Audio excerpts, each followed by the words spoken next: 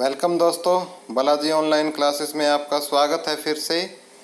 और आज हम वीडियो लेके आए हैं जो एचएससी एग्ज़ाम के में जो 10 नंबर की जो साइंस आती है, 10-12 नंबर की, तो हमने साइंस के लिए आज कुछ क्वेश्चन तैयार किए हैं।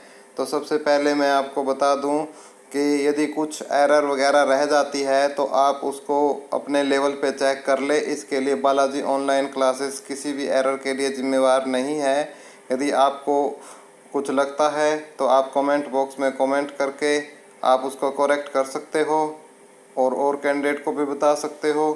दोस्तों, आप हमारा सहयोग करो, हम आपके लिए और अच्छी से वीडियो और अपडेटेड वीडियो लेके आ रहे हैं।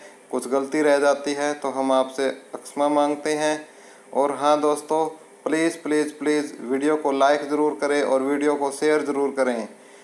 और दोस्तों, आज फिर हम अपना जो नेक्स्ट है उसकी तरफ बढ़ते हैं। और आप हमारी दूसरी अन्य वीडियोज़ हैं कंडक्टर भर्ती पे और हरियाणा जीके की वीडियो को सब्सक्राइब करके चैनल को आप प्लेलिस्ट में जाकर हमारी दूसरी वीडियोज़ भी देख सकते हो।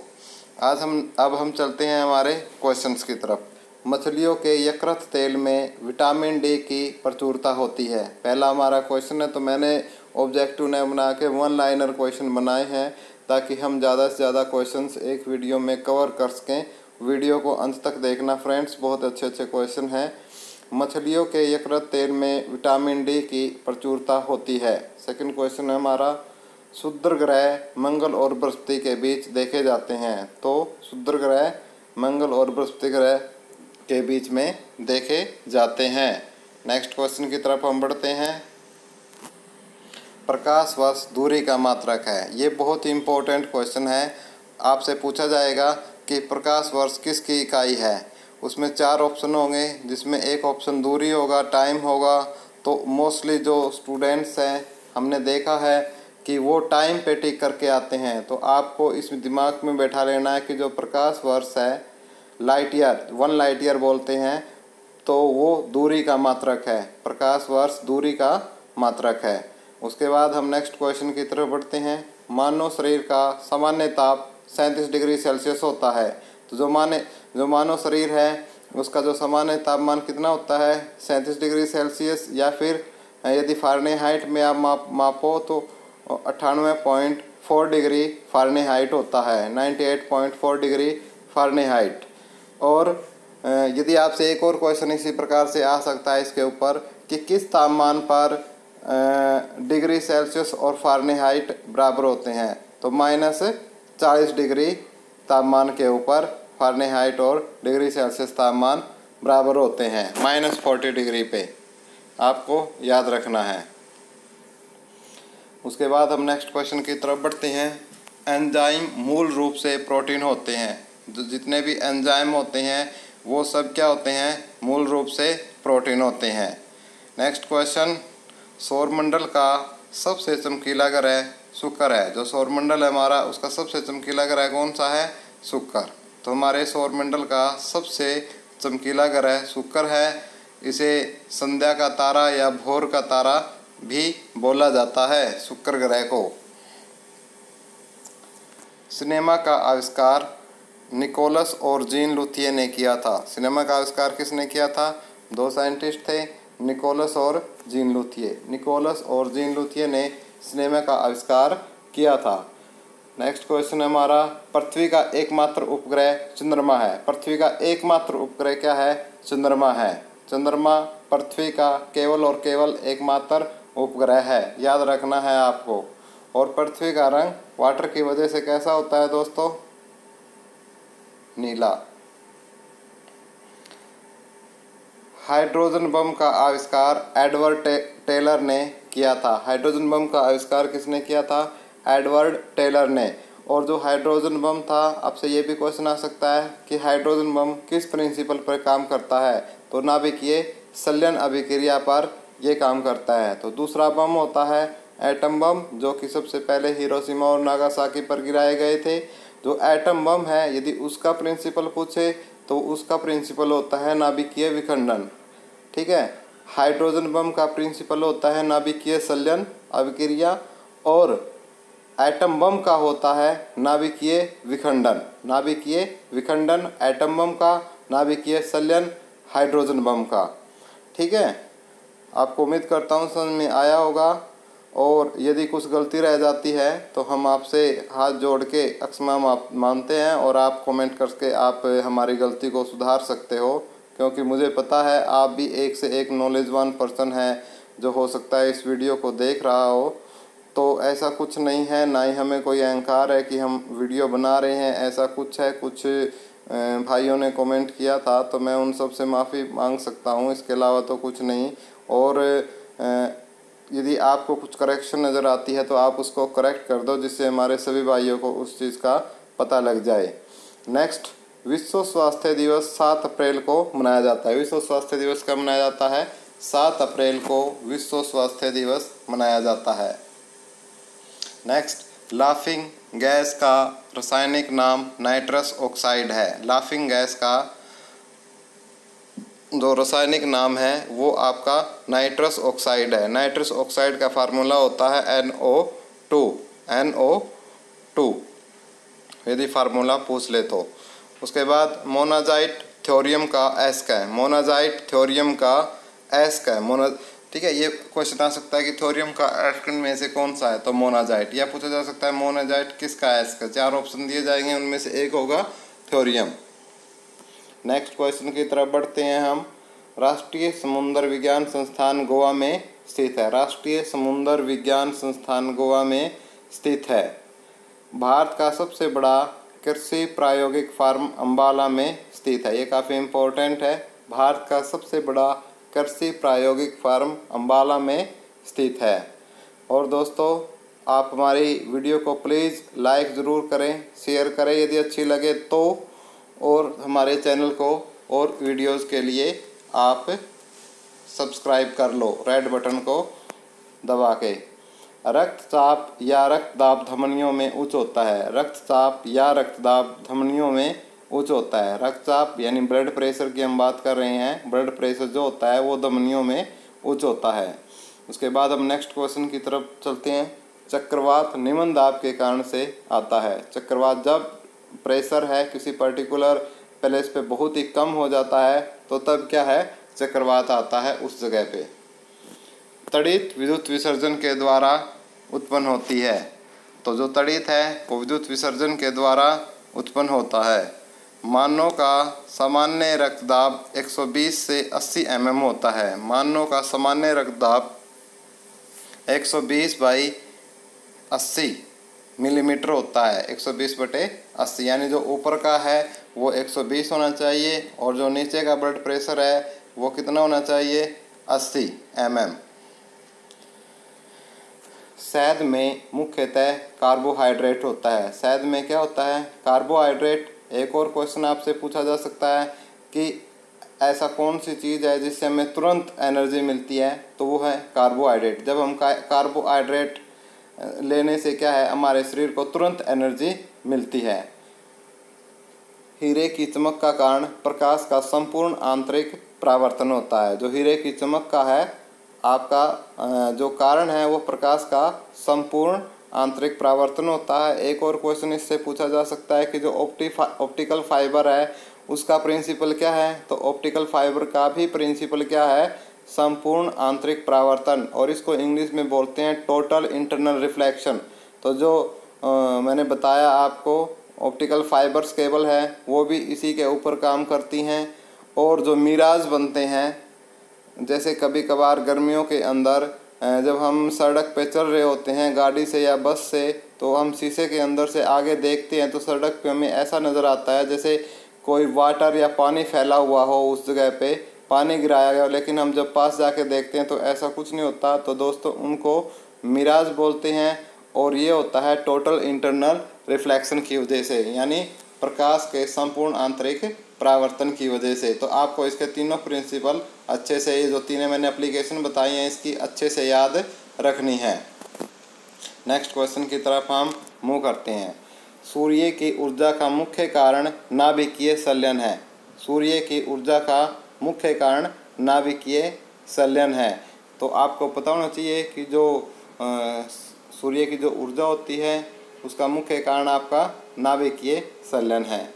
ठीक है। और नाभिकीय संलयन अभिक्रिया किसके लिए उत्तरदायी है? किसका प्रिंसिपल है नाभिकीय संलयन अभिक्रिया? आपके हाइड्रोजन बम का मैं पहले भी आपके साथ डिस्कस कर चुका हूं, और एटम बम का होता है नाभिकीय विखंडन अभिक्रिया। नेक्स्ट क्वेश्चन की तरफ। भारत में अंतरिक्ष आयोग एवं अंतरिक्ष विभाग की स्थापना 1972 ईस्वी में हुई थी। भारत में अंतरिक्ष आयोग एवं अंतरिक्ष विभाग की स्थापना 1972 ईस्वी में हुई थी। तो भारत का जो अंतरिक्ष आयोग है और जो अंतरिक्ष विभाग है उसकी स्थापना 1972 में की गई थी। हजामती दर्पण के रूप में अवतल दर्पण का प्रयोग होता है। जो हजामती दर्पण होता है उसके रूप में किसका प्रयोग होता है? अवतल दर्पण का। हजामती दर्पण के रूप में अवतल दर्पण का प्रयोग होता है। उसके बाद अम्लीय वर्षा का मुख्य कारण सल्फर डाइऑक्साइड तथा नाइट्रोजन डाइऑक्साइड है। जो सल्फर डाइऑक्साइड का यदि फार्मूला पूछे तो आपसे SO2 होता है, नाइट्रोजन डाइऑक्साइड का पूछे तो NO2 होता है। तो अम्लीय वर्षा का मुख्य कारण सल्फर डाइऑक्साइड तथा नाइट्रोजन डाइऑक्साइड होता है। सल्फर डाइऑक्साइड और नाइट्रोजन डाइऑक्साइड अम्लीय वर्षा का मुख्य कारण होता है। Next question. भारत की प्रथम युद्धक मिसाइल पृथ्वी है। भारत की प्रथम युद्धक मिसाइल पृथ्वी है। पर भारत की प्रथम युद्धक मिसाइल पृथ्वी है। Next question. ट्रांजिस्टर का आविष्कार 1948 ईस्वी में हुआ, यानी भारत की आज़ादी के 1 साल बाद ट्रांजिस्टर का आविष्कार हुआ। लोहे का निष्कर्षण हेमेटाइट एस्क से किया जाता है। आपसे क्वेश्चन पूछा जा सकता है कि हेमेटाइट एस्क से किसका निष्कर्षण किया जाता है? तो आयरन का, लोहे का। और आयरन का जो एलिमेंट होता है वो क्या होता है? F, capital F small e, Fe बोलते हैं। ठीक है। ध्वनि को डेसिबल में मापा जाता है। जो ध्वनि होती है उसको किस में मापा जाता है? डेसिबल में मापा जाता है। और यदि ध्वनि 80 डेसिबल से ऊपर हो जाए तो हमारे कानों के लिए असहनीय हो जाती है। वो हमारे लिए नोज या शोर की तरह कार्य करना शुरू कर जाती है। यदि ध्वनि 90 डेसिबल से ऊपर हो तो हमारे कानों में दर्द हो सकता है। पारे के एस का नाम सिनेबार है। पारे के एस का क्या नाम है? सिनेबार। ये क्वेश्चन बहुत इंपॉर्टेंट है। पारे के एस का नाम सिनेबार है। काफ़ी बार एग्जाम्स में पूछा गया है SSC में। कांच में से गुजरने पर प्रकाश के बैंगनी रंग की गति धीमी होती है। कांच में से गुजरने पर प्रकाश के बैंगनी रंग की गति धीमी होती है। कांच में से गुजरने पर प्रकाश के बैंगनी रंग की गति धीमी होती है। फलों का उत्पादन हॉर्टिकल्चर कहलाता है। जो फलों का उत्पादन क्या कहलाता है? हॉर्टिकल्चर। फलों का उत्पादन क्या कहलाता है? हॉर्टिकल्चर। उसके बाद एक अशोशक्ति 740 वाट के बराबर होती है। एक अशोशक्ति 740 वाट के बराबर होती है। और यह अशोशक्ति किसके यूनिट होती है? पावर की। फिजिक्स के अंदर पावर की यूनिट क्या होती है? अशोशक्ति। और एक अशोशक्ति 740 वाट के बराबर होती है। अशोशक्ति बोलते हैं इंग्लिश में हॉर्स पावर। जैसे जो एक हॉर्स पावर, जैसे आप गाड़ी हैं, ट्रैक्टर हैं, कार, बसें हैं, उनका जो इंजन होता है उसको मापते हैं, उसकी पावर को हॉर्स पावर में। और एक हॉर्स पावर में 740 वाट होते हैं। रांगा या टांका जिसे हम यूज़ करते हैं वो टिन एवं शीशे की मिश्र धातु होती है। टिन और शीशे को मिलाकर जो मिश्र धातु बनाई जाती है उसको या तो रांगा कहते हैं या टांका कहते हैं। नेक्स्ट क्वेश्चन है। रबड़ एक प्राकृतिक बहुलक है। रबड़ क्या है? रबड़ एक प्राकृतिक बहुलक है। नेक्स्ट क्वेश्चन की तरफ मूव करते हैं। कच्चे फलों को कृत्रिम ढंग से पकाने के लिए एसिटिलीन गैस का प्रयोग किया जाता है। कच्चे फलों को कृत्रिम ढंग से पकाने के लिए एसिटिलीन, देखो दोस्तों कई बार 2 ऑप्शन होते हैं, एक एसिटिलीन होता है, एक एसिटिलाइन होता है। तो एसिटिलाइन हमें नहीं, क्योंकि एसिटिलाइन तो बहुत ही एक गैस होती है, तेज़ होती है, जिसको हम वेल्डिंग में यूज़ करते हैं। लेकिन एसिटिलीन होती है जिसका योग हम एसिटिलीन या इथाइन भी बोलते हैं इसको, ETHENE, इथीन। इथीन बोल लो, जो भी आप जो प्रोनाउंसिएशन है। तो एसिटिलीन या इथीन का योग कच्चे फलों को पकाने में किया जाता है। तो इस बात का आपको याद रखना है। विद्युत चुंबक बनाने के लिए मृदु लोहे का प्रयोग होता है। विद्युत चुंबक बनाने के लिए किसका प्रयोग किया जाता है विद्युत चुंबक बनाने के लिए? मृदु लोहे का प्रयोग विद्युत चुंबक बनाने के लिए किया जाता है। नेक्स्ट क्वेश्चन की तरफ हम मूव कर रहे हैं। माइक्रोफोन का आविष्कारक ग्राहम बेल को माना जाता है। माइक्रोफोन का आविष्कार किसे माना जाता है? ग्राहम बेल को। ध्वनि तरंगें निर्वात से होकर नहीं गुजर सकती। ध्वनि तरंगें निर्वात से होकर नहीं गुजर सकती। अंतरिक्ष यात्री को अंतरिक्ष काला दिखाई देता है। अंतरिक्ष यात्री को अंतरिक्ष काला दिखाई देता है। नेक्स्ट क्वेश्चन है, बल्ब का तंतु टंगस्टन का बना होता है। जो बल्ब का जो तंतु होता है वो किसका बना होता है? टंगस्टन का। नेक्स्ट क्वेश्चन है, खून की कमी निम्न हीमोग्लोबिन को दर्शाती है। कहते हैं ना खून की कमी हुई, इसका मतलब क्या है कि हमारे अंदर हीमोग्लोबिन का जो स्तर है वो क्या हो चुका है? निम्न हो चुका है। नेक्स्ट क्वेश्चन है, रक्तदाब को मापने के लिए स्फिग्मोमैनोमीटर नामक उपकरण का प्रयोग किया जाता है। जो ब्लड प्रेशर है जो डॉक्टर्स के पास होते हैं, हमारे जो बाजू पे बांध कर चेक करते हैं, उसको बोलते हैं स्फिग्मोमैनोमीटर। स्फिग्मोमैनोमीटर के नाम से उस उपकरण को जाना जाता है। नेक्स्ट क्वेश्चन है, कपास के लिए आदर्श मिट्टी काली मिट्टी है। कपास के लिए आदर्श मिट्टी किस प्रकार की मिट्टी है? काली मिट्टी है। और हरियाणा में कपास का मुख्य जो उत्पादन है वो सिरसा, फतेहाबाद, हिसार, जींद जिलों में होता है। विटामिन ए आँखों के लिए अच्छा होता है। विटामिन ए जो होता है वो आँखों के लिए बहुत ही अच्छा होता है। नेक्स्ट क्वेश्चन की तरफ मूव करते हैं कि विटामिन बी12 में कोबाल्ट पाया जाता है। पूछ लेगा कि कोबाल्ट कौन से विटामिन में पाया जाता है, तो विटामिन बी12 में कोबाल्ट पाया जाता है। नेक्स्ट क्वेश्चन है, विश्व एड्स दिवस 1 दिसंबर को मनाया जाता है। नेक्स्ट क्वेश्चन की तरफ हम मूव कर रहे हैं। आवेश की मात्रा का मात्रक एम्पियर सेकंड होता है। आवेश बोलते हैं हम चार्ज को। जो चार्ज होती है, ठीक है, उसका जो मात्रक होता है वो एम्पियर सेकंड होता है। आवेश की मात्रा का मात्रक एम्पियर सेकंड होता है और 1 एम्पियर सेकंड 1 कूलाम के बराबर होता है। फलीदार पौधों की जड़ में राइजोबियम बैक्टीरिया पाया जाता है। फलीदार पौधों की जड़ में क्या पाया जाता है?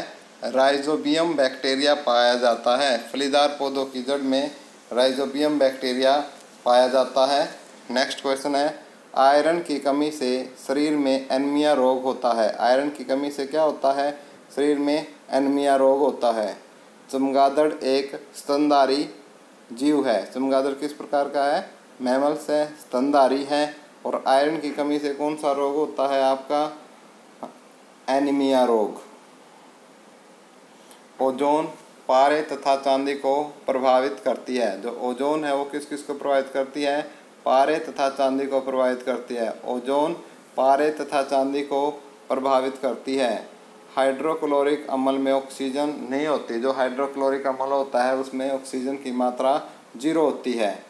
ठीक है, जो ओजोन है वो किस किस को इफेक्ट करती है? पारे और चांदी को। नेक्स्ट क्वेश्चन है, मूंगफली में विटामिन B1 सबसे अधिक होता है। मूंगफली में विटामिन B1 सबसे अधिक होता है। इंसुलिन की खोज बेंटिंग एम बेस्ट ने की थी। इंसुलिन की खोज बेंटिंग एम बेस्ट ने की थी।